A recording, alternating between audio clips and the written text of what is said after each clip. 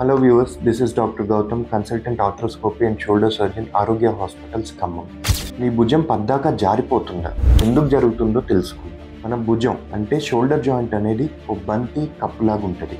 ఈ బంతి ఈ కప్పులో మాత్రమే తిరగాలి. అలా కాకుండా ఈ బంతి బయటికి రావటాన్ని డిస్లొకేషన్ అంటాము. అదే రిపీటెడ్గా బయటకు వస్తుంటే దాన్ని రికరెంట్ డిస్లొకేషన్ అంటాము. అది ఎందుకు జరుగుతుందో తెలుసుకుందాం.